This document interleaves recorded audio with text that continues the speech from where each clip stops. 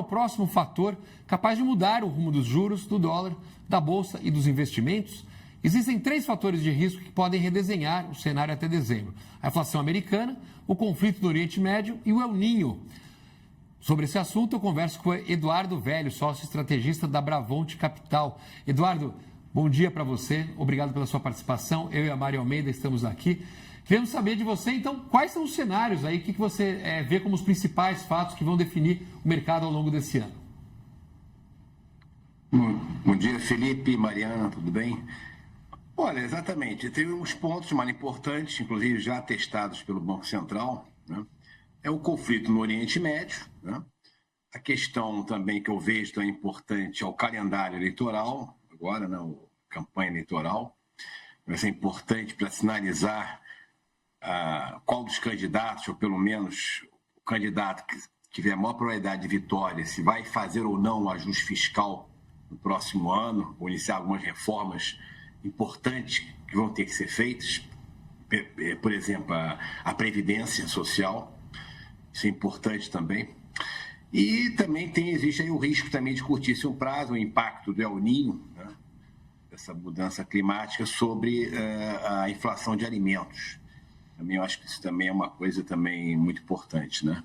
E sempre também, o mercado sempre olha também uma eventual correção, né, para baixo da bolsas norte-americanas, que estão realmente muito acima, né, dos níveis considerados mais ajustados, né, em função ainda das dúvidas se realmente as empresas de tecnologia, de IA, né, vão entregar os resultados. Elas estão gastando muito, investindo muito, mas sempre aquele receio se essa onda positiva das bolsas americanas vai permanecer ao longo do tempo, principalmente se o Federal Reserve aumentar a taxa de juros.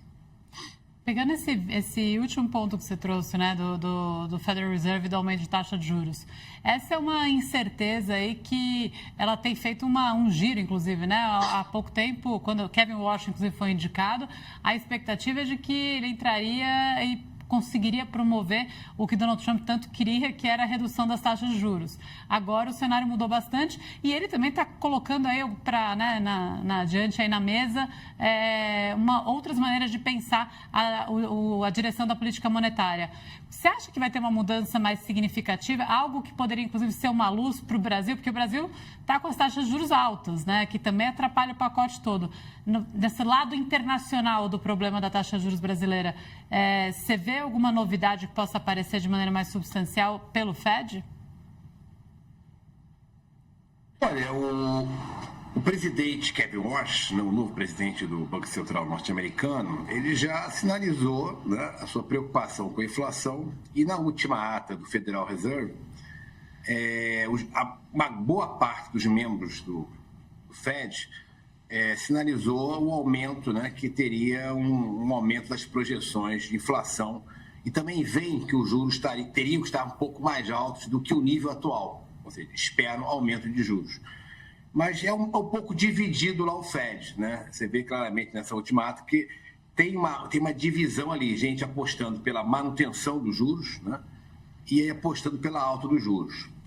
O mercado já absorveu isso, ou seja, o mercado já precificou pelo menos 2 altas de 25 pontos, por exemplo, até o final do ano, podendo chegar até mais 75 pontos, ou seja, o juro americano poderia pular de 3,5%, 3,75% ao ano para uma faixa acima de 4% no início de 2027.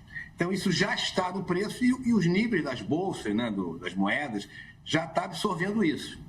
Então, se você tiver uma solução gradual, né, que o preço do petróleo vai continuar nesse nível de mais próximo de $70, ou vai cair ao longo do tempo, em função exatamente dessas expectativas de aumento da oferta de petróleo para 2027, o mercado vai ficar mais ofertado, a gente deve haver algum momento uma desaceleração da inflação, vai devolver essa inflação ao longo do tempo. Então, a princípio, eu acho que assim, nós estamos num nível pior em termos de curva de juros. Então, a tendência que eu vejo é haver até se houver uma surpresa, é para baixo. Então, aparentemente, eu vejo assim, um sinal assim, relativamente, positivamente moderado, né, que a situação pior já passou, tanto do conflito do Oriente Médio, aparentemente o mercado ontem, por exemplo, até surpreendeu. Você vê que teve o fim do cessar-fogo e o pessoal está interpretando que mesmo com alguns ataques, o negócio não vai escalar em função que as defesas iranianas estão muito fracas. Então a tendência é haver que nem a situação da guerra da Ucrânia e da Rússia, né? Que no início aumentou muito a inflação no exterior e depois a continuação da guerra começou a ter tem um impacto totalmente neutro e irrelevante para os mercados. Então eu vejo um pouco nesse sentido. Então eu acho que a curva de juros americana já está precificando já bem 2 ou até 3 altas de juros e eu acho que a tendência, de certa maneira, ou até uma surpresa, até que seja revista um pouco para baixo em função de uma melhoria do preço médio do barril do petróleo. E no Brasil? Queria saber a sua opinião sobre o Brasil, né? A gente vê que o Banco Central tem cortado aí, ao longo das últimas reuniões do Copom, 0,25 aí de reunião em reunião. Você acha que esses cortes continuam? A gente chega... O Boletim Focus traz que a gente termina o ano com 14%. Você acha que dá para cortar ainda mais do que isso ou esse é um número mais realista? Olha, se você olhar o regime de metas de inflação, tecnicamente falando, nem daria para cair os juros na última reunião, né? Agora, a gente tem que avaliar o gestor, né, o economista, né, o gestor de investimento, tem que analisar o que realmente o Banco Central vai fazer. Então, o Banco Central, ao prolongar, ao estender o prazo de cumprimento da meta para 2028, ele sinalizou o seguinte: olha, gente, eu não vou combater rapidamente a inflação em 2027. Então, ou seja, ele abriu um espaço de um corte de juros em agosto. Por quê? A inflação projetada pelo modelo do Banco Central para o final de 2028 está 3,1%. Ou seja, praticamente no centro da meta de 3%. E mesmo que esteja um horizonte de incerteza dessas projeções de inflação, então esse é um sinal claro que ele pode cair os juros tendo em vista o novo parâmetro, que é 2028, e não mais 2027, 2026. 2026 a inflação, com certeza, é bem próxima de 6% ao ano. E exatamente pelo impacto, inclusive, do El Niño. A minha inflação projetada é 5,93%. Mas, para o ano que vem, a inflação deve ficar até acima também do teto, em torno de 4,5%. Então, não tem muito o que se fazer. Agora, o Banco Central, aparentemente, eu acho que ainda há o espaço de corte de juros, de 25 pontos. Se continuar esse cenário, que a curva de juros americana não vai aumentar mais os juros do que o mercado já está precificando, e também vai haver a redução do preço médio do barril do petróleo ao longo do tempo e a devolução de toda essa inflação de combustíveis no mercado internacional, juntando todo esse cenário, então o Banco Central poderia até ainda ter alguma queda de juros, no máximo para 3,75% até o final do ano. Então, eu acho que é o cenário, assim, o cenário pior, digamos assim, já passou. Foi o mês de junho, que eu acho que foi um mês realmente muito, muito ruim, com a nova reprecificação da curva americana para cima. Então, eu acho nesse sentido, eu acho que há um espaço, sim, para cortar os juros em 25 pontos no cupom de agosto. Agora, só para voltar aí nos riscos e pegar o que você falou bem rapidinho, o caso do El Niño, né, esses choques climáticos, na tua opinião, deixam algum efeito mais de médio prazo ou é no curto prazo um choque na oferta de alimentos, alguma pressão inflacionária, mas isso depois se dissipa? Como é que você vê digamos assim, o efeito maior desse acontecimento, desse momento para a economia? Esse é o ponto central aí para o movimento da inflação, principalmente agora no final aí do terceiro, indo para o quarto trimestre de 2026, né? Que é o impacto do El Niño sobre a inflação dos alimentos. Deverá ocorrer, tá? Deverá ocorrer. Agora, o governo, ou seja, eu não vejo que vai ter grandes mudanças na inflação, ou seja, a inflação vai estar alta mesmo. O Banco Central já aceitou isso, de certa maneira. A inflação vai ficar próxima de 6% ao ano. Né, acima de 5,5% pelo menos, né? Então vai ter um impacto altista, né? Mas o que é importante para o Banco Central, para a trajetória da taxa de juros, é a expectativa de inflação para 2028.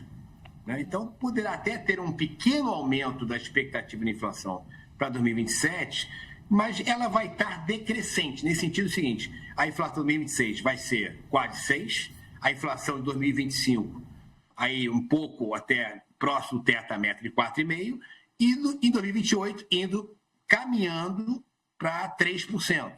Então, ou seja, se você manter uma trajetória, mesmo com o impacto El Niño, decrescente da inflação anual, quase próximo de 6, 4,5, indo para 3,5, 3, você, de certa forma, o impacto El Niño ela vai ser absorvido como sendo uma coisa de curto prazo, mas não que vai impedir que o Banco Central, em algum momento, volte a recuar os juros em 2027 com o novo governo que possa, por exemplo, implementar um ajuste fiscal um pouco mais forte no curto prazo ou então implementar reformas estruturais.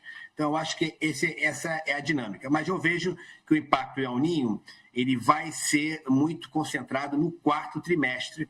O pessoal já vai começar a sentir, na minha avaliação, um efeito da inflação dos alimentos. Agora, o governo tem instrumento. O governo pode reduzir alguns impostos sobre os alimentos, reduzir tributos, ou seja, tem uma maneira de compensar isso. Isso é a questão do governo ter a parte fiscal aí arrumada e claramente o efeito também do calendário eleitoral também é importante também para o efeito da inflação esperada e da curva de juros aqui no Brasil.